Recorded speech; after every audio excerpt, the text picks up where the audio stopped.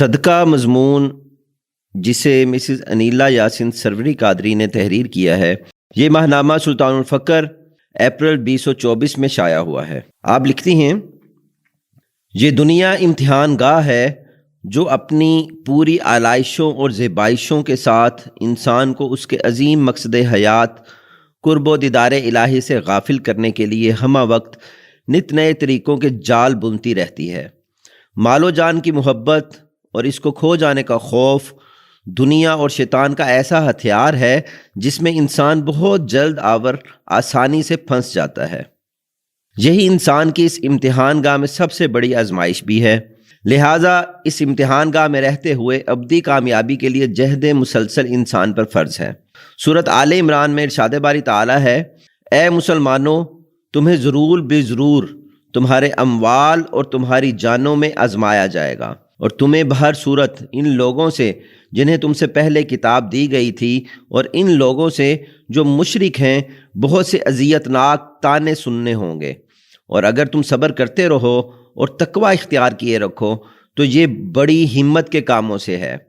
مزید اللہ تعالیٰ نے فرمایا سورۃ الصف میں، تم اللہ پر اور اس کے رسول صلی اللہ علیہ وآلہ وسلم پر کامل ایمان رکھو اور اللہ کی راہ میں اپنے مال و جان سے جہاد کرو، یہی تمہارے حق میں بہتر ہے اگر تم جانتے ہو۔ صدقہ کا معنی و مفہوم۔ اللہ کی راہ میں مالی جہاد کی ایک قسم صدقہ بھی ہے۔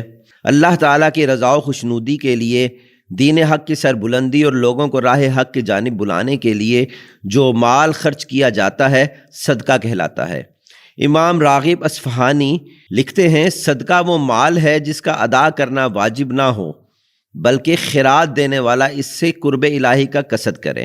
صدقہ صدق اور سچائی سے ماخوذ ہے، کیونکہ صدقہ رضائے الہی کے لیے مال خرچ کرنا ہے، لہٰذا یہ خرچ کرنے والے کے ایمان کی سچائی اور صدق کی دلیل ہے۔ فضائل صدقہ قرآن و حدیث کی روشنی میں اللہ تعالیٰ نے صدقہ دینے والوں کو عظیم الشان اجر دینے کا وعدہ کرتے ہوئے ارشاد فرمایا ہے، جو لوگ اللہ کی راہ میں اپنے مال خرچ کرتے ہیں ان کی مثال اس دانے کی سی ہے جس سے 7 بالیاں اگیں اور پھر ہر بالی میں 100 دانے ہوں، یعنی 700 گنا اجر پاتے ہیں، اور اللہ جس کے لیے چاہتا ہے اس سے بھی اضافہ فرما دیتا ہے، اور اللہ بڑی وسعت والا خوب جاننے والا ہے۔ سورۃ بقرہ آیت نمبر 261۔ ایک اور جگہ سورۃ بقرہ میں اللہ تعالیٰ ارشاد فرماتا ہے، اور جو لوگ اپنے مال اللہ کی رضا حاصل کرنے اور اپنے آپ کو ایمان اور اطاعت پر مضبوط کرنے کے لیے خرچ کرتے ہیں ان کی مثال ایک ایسے باغ کی سی ہے جو اونچی سطح پر ہو، اس پر زوردار بارش ہو تو وہ 2 گنا پھل لائے، اور اگر اسے زوردار بارش نہ ملے تو اسے شبنم یا ہلکی سی پھوار بھی کافی ہے، اور اللہ تمہارے اعمال کو خوب دیکھنے والا ہے۔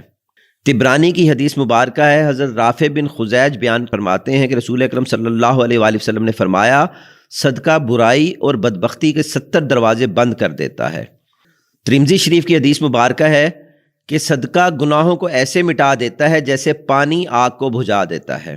حضرت ابو ہریرہ رضی اللہ تعالی عنہ سے ایک حدیث مبارکہ صحیح مسلم میں روایت ہے کہ آقا پاک صلی اللہ علیہ وآلہ وسلم نے ارشاد فرمایا، صدقے نے مال میں کبھی کوئی کمی نہیں کی، اور معاف کرنے سے اللہ تعالیٰ بندے کو عزت ہی میں بڑھاتا ہے، اور کوئی شخص صرف اور صرف اللہ کی خاطر تواضع انکسار اختیار نہیں کرتا مگر اللہ تعالیٰ اس کا مقام بلند کر دیتا ہے۔ طبرانی میں حدیث نبوی صلی اللہ علیہ وآلہ وسلم ہے، مسلمان کا صدقہ عمر میں اضافہ کرتا ہے، بری موت کو روکتا ہے، اور اللہ تعالیٰ اس کے ذریعے تکبر اور فخر کو ختم کر دیتا ہے۔ کیمیائے سعادت میں حضرت لقمان رضی اللہ تعالیٰ عنہ کی اپنے بیٹے کو نصیحت ہے، آپ فرماتے ہیں، اے میرے بیٹے، جب کبھی تجھ سے کوئی خطا سرزد ہو جائے تو صدقہ کر۔ پس تزکیہ نفس اور قرب الہی کے حصول کے لیے اخلاص نیت سے صدقہ کرنا بارگاہ الہی میں ایک نہایت ہی پسندیدہ عمل ہے۔ سورۃ حدید میں ارشاد باری تعالیٰ ہے، بے شک صدقہ و خیرات دینے والے مرد اور صدقہ و خیرات دینے والی عورتیں اور جنہوں نے اللہ کو قرض حسنہ کے طور پر قرض دیا ان کے لیے صدقہ و قرضہ کا اجر کئی گنا بڑھا دیا جائے گا اور ان کے لیے بڑی عزت والا ثواب ہوگا۔ صدقہ نہ دینے پر وعید۔ صدقہ بلاؤں کو ٹالنے، قلب سے مال کی محبت نکالنے اور وصال الہی پانے کا ذریعہ بنتا ہے، اور صدقہ نہ دینے والا اللہ پاک کے غضب و غصے کا باعث بنتا ہے۔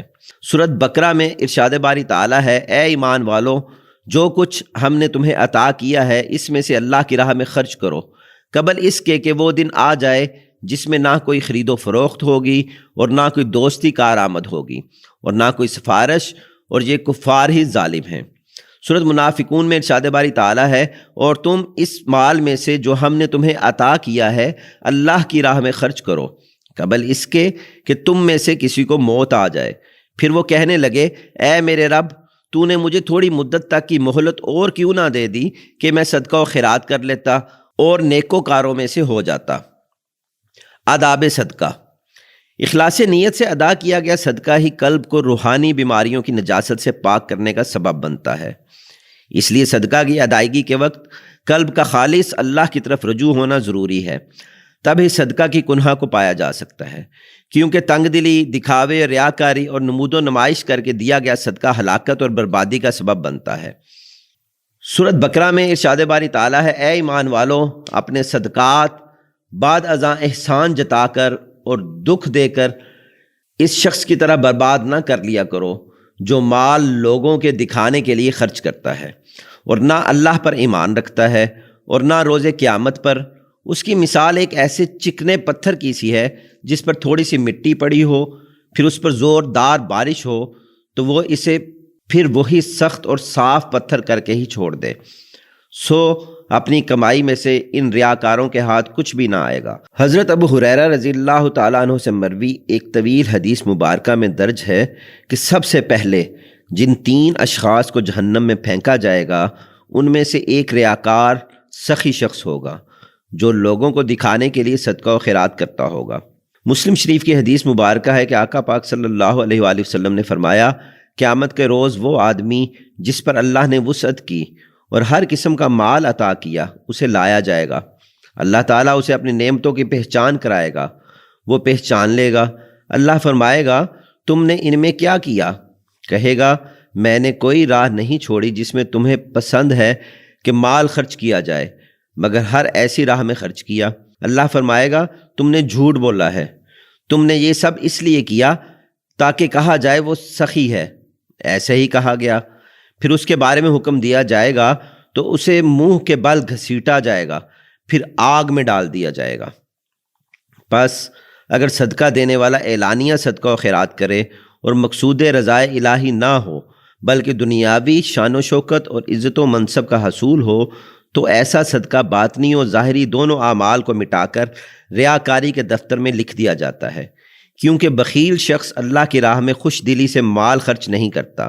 البتہ ادائیگی صدقہ کے وقت اس کے قلب میں ریاکاری پھوٹنے لگے تو بخیل خود کو اس سے بچا نہیں پاتا اور ریاکاری کرتے ہوئے اپنا مال ضرور اللہ کی راہ میں خرچ کرتا ہے، لیکن ایسا کرنا اسے کوئی فائدہ نہیں دیتا، الٹا بربادی کا پیش خیمہ بنتا ہے۔ حضرت امام غزالی رحمۃ اللہ علیہ فرماتے ہیں، بخیلی اگر بچھو ہے تو ریاکاری سانپ کی طرح ہے جو بچھو سے زیادہ طاقتور ہے۔ اگر بچھو کو مار کر سانپ کو کھلا دیا جائے تو سانپ مزید زیادہ زہریلا اور خطرناک صورت اختیار کر لے گا، پس اعلانیہ اور ظاہراً صدقہ دینے میں اس کی منفعت سے زیادہ نقصان کا سامنا کرنا پڑے گا۔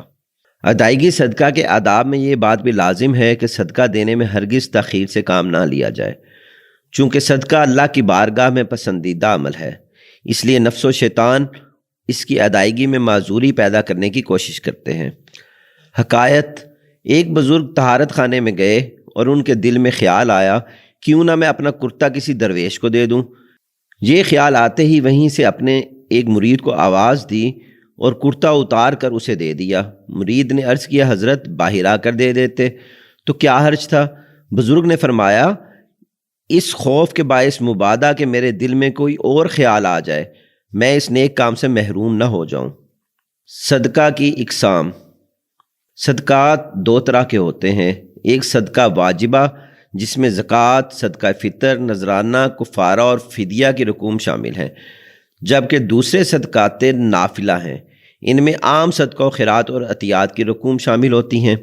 صدقہ واجبہ یعنی زکوٰۃ، فطر کی ادائیگی کے لیے شرائط ہیں، مثلاً مقررہ نصاب کا ہونا اور معینہ مدت کا مکمل ہونا وغیرہ۔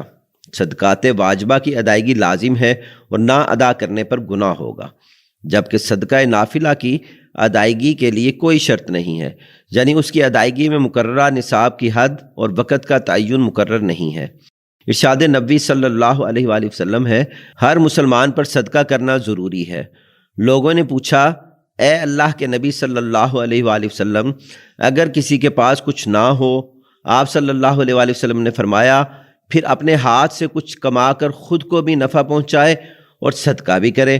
لوگوں نے کہا، اگر اس کی طاقت نہ ہو؟ فرمایا، پھر کسی حاجت مند فریادی کی مدد کرے۔ لوگوں نے کہا، اگر اس کی بھی سکت نہ ہو؟ فرمایا، اچھی بات پر عمل کرے اور بری باتوں سے باز رہے، اس کا یہی صدقہ ہے۔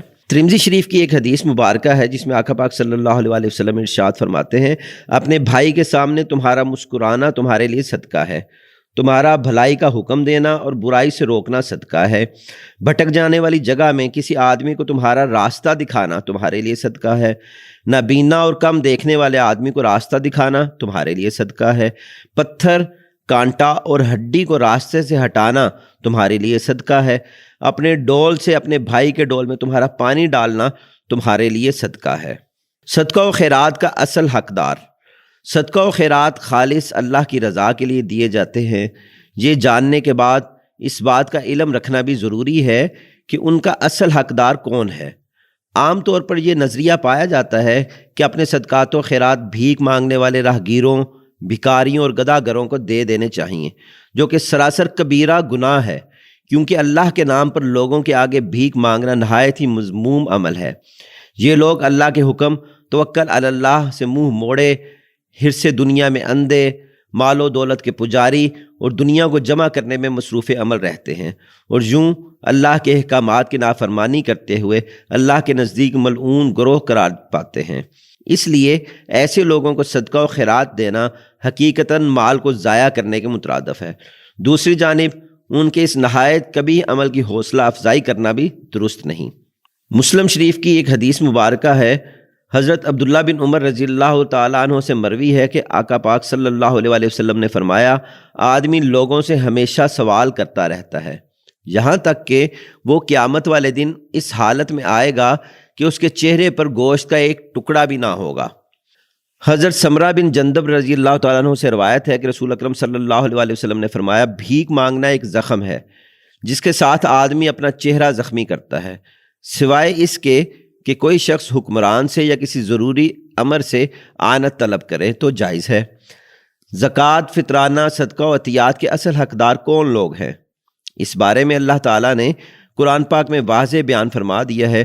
سورۃ توبہ میں اللہ تعالیٰ فرماتا ہے، بے شک صدقات تو فقراء، مساکین اور عاملین، زکوٰۃ اکٹھا کرنے والے، قلوب کی تالیف، گردنیں چھڑانے، قرض داروں کے قرض ادا کرنے میں، اللہ کی راہ اور مسافروں کے لیے ہیں، یہ اللہ کی طرف سے فرض کیے گئے ہیں اور اللہ علم و حکمت والا ہے۔ اس حکم کے مطابق صدقات کے اولین حقدار تو فقراء کاملین ہیں۔ یہ جاننا بھی نہایت ضروری ہے کہ عام طور پر گداگروں، بھکاریوں اور راہگیروں کو فقیر کہا جاتا ہے، جو کہ سراسر غلط نظریہ ہے۔ گداگروں اور بھکاریوں کے بارے میں پہلے تحریر ہو چکا ہے، جبکہ فقراء فقیر کی جمع ہے، اور اس سے مراد وہ ولی کامل ہے جو فنا فی اللہ ہو چکا ہو، جیسا کہ سورۃ بقرہ میں اس کی وضاحت میں ارشاد باری تعالیٰ ہے، صدقات تو ان فقراء کے لیے ہیں جنہوں نے اپنی زندگی اللہ کی راہ میں وقف کر دی اور زمین میں چل پھر کر کسب معاش نہیں کرتے۔ تم نادان ہو جو انہیں صورت دیکھ کر پہچان نہیں سکتے، یعنی تمہارے پاس نور بصیرت نہیں ہے جس سے انہیں پہچان سکو کہ وہ خوشحال ہیں، لوگوں سے لپٹ کر اور گڑ گڑا کر سوال نہیں کرتے۔ دراصل صدقات و خیرات کے مستحق یہی لوگ ہیں اور اللہ خوب جانتا ہے۔ سیدنا غوث العظم رضی اللہ تعالیٰ عنہ فرماتے ہیں کہ اللہ تعالیٰ نے مجھ سے فرمایا، میرے نزدیک فقیر یعنی فقیر کامل، انسان کامل وہ نہیں کہ جس کے پاس کچھ نہ ہو، بلکہ فقیر وہ ہے جس کا امر ہر شے پر نافذ ہو، اور جب وہ کسی شے کے لیے کہے ہو جا تو وہ ہو جائے۔ حضور نبی کریم صلی اللہ علیہ وآلہ وسلم نے فرمایا، اپنے مال و دولت سے فقراء کی خدمت کرو اس سے پہلے کہ تمہاری دولت فنا ہو جائے۔ مسند احمد میں یہ حدیث مبارکہ ہے۔ سیدنا ابو ذر رضی اللہ تعالیٰ عنہ سے روایت ہے، انہوں نے رسول اکرم صلی اللہ علیہ وآلہ وسلم سے متعدد سوالات کیے۔ ان میں سے ایک سوال صدقہ کے بارے میں تھا۔ وہ کہتے ہیں، میں نے کہا، اے اللہ کے رسول صلی اللہ علیہ وآلہ وسلم، کون سا صدقہ افضل ہے؟ آپ صلی اللہ علیہ وآلہ وسلم نے فرمایا، کم سرمایہ والے آدمی کی محنت کا صدقہ یا فقیر کو پوشیدہ انداز میں صدقہ دینا افضل ہے۔ فقرائے کاملین کو صدقہ و زکوٰۃ پیش کرنے والا کبھی بھی فاقہ و تنگ دستی میں مبتلا نہیں ہوتا۔ مکاشفۃ القلوب میں ایک حکایت ہے، حضرت جنید بغدادی رحمۃ اللہ علیہ کے زمانے میں ایک سبزی فروش عالم تھے۔ ان کا یہ معمول تھا کہ وہ صدقہ دیتے وقت فقراء کو دوسروں پر ترجیح دیتے تھے۔ جب ان سے کہا گیا کہ آپ اپنے صدقات میں دوسروں کا بھی خیال رکھا کریں تو زیادہ افضل ہوگا، انہوں نے کہا، یہ فقراء وہ لوگ ہیں جن کا دھیان صرف اللہ کی طرف ہے۔ اگر ان پر فاقہ آ گیا تو ان کا دھیان بٹ جائے گا۔ اگر میں کسی بندے کا دھیان اللہ کی طرف لگا دوں تو میرے لیے یہ بات اس بندے کو 1000 درہم دینے سے زیادہ پسندیدہ ہے جس بندے کا مقصد صرف دنیا ہو۔ جب حضرت جنید بغدادی رحمۃ اللہ علیہ کے سامنے اس بات کا ذکر کیا گیا تو انہوں نے فرمایا، وہ اولیاء اللہ میں سے ایک ولی ہے، اور کہا، اس سے اچھی بات میں نے اب تک نہیں سنی۔ رفتہ رفتہ اس کے حالات بدلنا شروع ہوئے اور وہ مفلس ہو گیا اور دکان چھوڑنے کا ارادہ کیا۔ جب حضرت جنید بغدادی رحمۃ اللہ علیہ کو اس کی نازک حالت کا علم ہوا تو آپ رحمۃ اللہ علیہ نے اسے بہت سا مال بھیج دیا اور کہا، اس کو اپنا سرمایہ بنا اور دکان نہ چھوڑ، کیونکہ تیرے جیسے شخص کو تجارت نقصان نہیں پہنچاتی۔ یعنی بظاہر دنیاوی تجارت میں امتحان کا سامنا ہے تو فکر نہ کر، اخروی تجارت تمہارے لیے نفع بخش ثابت ہوگی۔ بے شک صدقہ و خیرات کرنے کا دنیا اور آخرت میں بے شمار اجر و ثواب ہے۔ رمضان المبارک کے بابرکت مہینے میں عبادت کے ساتھ ساتھ صدقہ و خیرات کا شوق بھی بڑھ جاتا ہے، کیونکہ اس ماہ میں ہر نیکی کا ثواب 70 گنا بڑھا دیا جاتا ہے۔ حضرت انس بن مالک رضی اللہ تعالیٰ عنہ بیان فرماتے ہیں، حضور نبی اکرم صلی اللہ علیہ وآلہ وسلم سے پوچھا گیا، کون سا صدقہ افضل ہے؟ تو آپ صلی اللہ علیہ وآلہ وسلم نے فرمایا، رمضان میں صدقہ کرنا افضل ہے۔ حضور نبی اکرم صلی اللہ علیہ وآلہ وسلم کا ارشاد مبارک ہے کہ کسی کے مال نے مجھے اتنا فائدہ نہیں پہنچایا جتنا حضرت ابوبکر صدیق رضی اللہ تعالیٰ عنہ کے مال نے۔ صحابہ کرام رضوان اللہ علیہم اجمعین نے کثرت سے اپنا مال اللہ کی راہ میں خرچ کیا، اور نبی اکرم صلی اللہ علیہ وآلہ وسلم کے یہ جانثار اس بات کے منتظر رہتے کہ کب آپ حکم فرمائیں تو وہ اپنا مال آپ صلی اللہ علیہ وآلہ وسلم کی بارگاہ میں پیش کر کے سرخرو ہوں۔ سیدنا غوث العظم رضی اللہ تعالیٰ عنہ فرماتے ہیں، تمہارے درمیان صورتاً کوئی نبی موجود نہیں ہے تاکہ تم اس کی اتباع کرو۔ پس جب تم حضور نبی کریم صلی اللہ علیہ وآلہ وسلم کے متبعین یعنی مرشد کامل فقیر کامل کی اتباع کرو گے، جو کہ حضور نبی کریم صلی اللہ علیہ وآلہ وسلم کی حقیقی اتباع کرنے والے اور اتباع میں ثابت قدم ہیں، تو گویا تم نے نبی کریم صلی اللہ علیہ وآلہ وسلم کی اتباع کی۔ جب تم ان کی زیارت کرو گے تو گویا تم نے نبی کریم صلی اللہ علیہ وآلہ وسلم کی زیارت کی۔ عصر حاضر میں وہ فقیر مالک الملکی مجدد دین سلطان العاشقین حضرت سخی سلطان محمد نجیب الرحمن مجز اللہ الاقدس کی ذات بابرکات ہے۔ آپ مجز اللہ الاقدس نے اپنی تمام تر زندگی اور صلاحیتیں بحکم الہی مخلوق خدا کو شناسائی کی جانب راغب کرنے میں مصروف رکھیں۔ آپ مجز اللہ الاقدس کے مریدین اس بات کے شاہد ہیں کہ انہوں نے آپ مجز اللہ الاقدس کو ایک لمحہ بھی دین محمدی صلی اللہ علیہ وآلہ وسلم کے فروغ کے امور کی ادائیگی سے فراغت میں نہیں پایا۔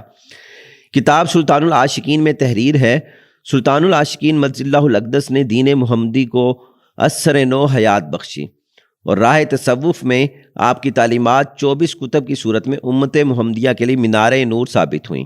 آپ مجز اللہ الاقدس کی موجودگی اس بات کی دلیل ہے کہ خداوند تعالیٰ اپنی مخلوق کی بھلائی کے لیے اولیاء کاملین کو آج بھی دنیا میں بھیجتا ہے۔ سلطان العاشقین مجز اللہ الاقدس نے لاکھوں لوگوں کے قلوب کو علم لدنی کے نور سے منور فرمایا اور معراج انسانی کا راستہ دکھایا، کیونکہ وہاں تک پہنچنا ہی حقیقی سنت نبوی صلی اللہ علیہ وآلہ وسلم ہے۔ پیغام حق تعالیٰ کو منظم انداز میں متلاشیان حق تک پہنچانے کے لیے آپ مجز اللہ الاقدس نے 23 اکتوبر 2009 کو تحریک دعوت فقر قائم فرمائی۔ اس جماعت کا پیغام ہی ففروا الی اللہ، پس دوڑو اللہ کی طرف ہے۔ اس طرح تحریک کے زیر سایہ مختلف شعبہ جات، مثلا سلطان الفقر پبلیکیشنز، ماہنامہ سلطان الفقر لاہور، شعبہ ویب سائٹ ڈیولپمنٹ، شعبہ سوشل میڈیا، شعبہ دعوت و تبلیغ، شعبہ اطلاعات و نشریات اور دیگر کئی شعبہ جات قائم کیے گئے ہیں۔ یہ تمام شعبہ جات دن رات دین محمدی صلی اللہ علیہ وآلہ وسلم کے فروغ کے لیے سرگرم عمل رہتے ہیں۔ سورۃ العنکبوت میں اللہ تعالیٰ ارشاد فرماتا ہے، جو لوگ ہماری طرف آنے کی جد و جہد اور کوشش کرتے ہیں ہم ان کو اپنی طرف آنے کے راستے دکھا دیتے ہیں۔ مرشد کامل اکمل شمع کی مانند ہوتا ہے اور متلاشیان حق پروانے جو شمع کی جانب کھنچے چلے آتے ہیں۔ سلطان العاشقین مجد اللہ الاقدس بھی متلاشیان حق کے لیے شمع کی مانند ہے۔ یہی وجہ ہے کہ آپ کے مریدین کی تعداد روز بروز بڑھتی جا رہی ہے۔ اسی ضرورت کے پیش نظر آپ مجد اللہ الاقدس نے 1 دسمبر 2017 12 ربیع الاول 1439 ہجری بروز جمعۃ المبارک عید میلاد النبی صلی اللہ علیہ وآلہ وسلم کے بابرکت موقع پر مسجد زہرا اور خانقاہ سلطان العاشقین کی تعمیر کا بھی اعلان فرمایا۔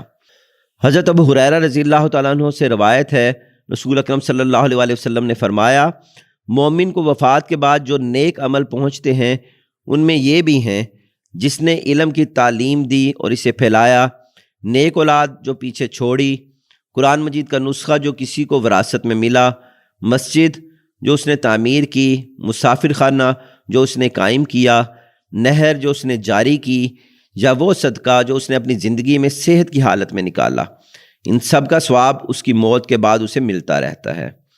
مسجد زہرا اور خانقاہ سلطان العاشقین کی تعمیر کا مقصد دین محمدی صلی اللہ علیہ وآلہ وسلم کے فروغ کے لیے ایسا مرکز بنانا ہے جہاں امت مسلمہ کو اخلاقی اور روحانی اصلاح کے لیے جمع کیا جائے۔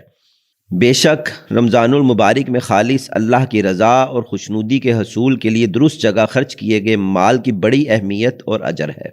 آپ سے پرزور اپیل ہے کہ آپ اپنے عطیات و صدقات خانقاہ سلطان العاشقین کی تعمیر و توسیع کے لیے یا تحریک دعوت فقر کے دیگر شعبہ جات کے لیے فقیر کامل سلطان العاشقین حضرت سخی سلطان محمد نجیب الرحمن مجد اللہ الاقدس کی بارگاہ میں پیش کر کے خوشنودی و رضائے حق تعالیٰ کی نعمت پائیں۔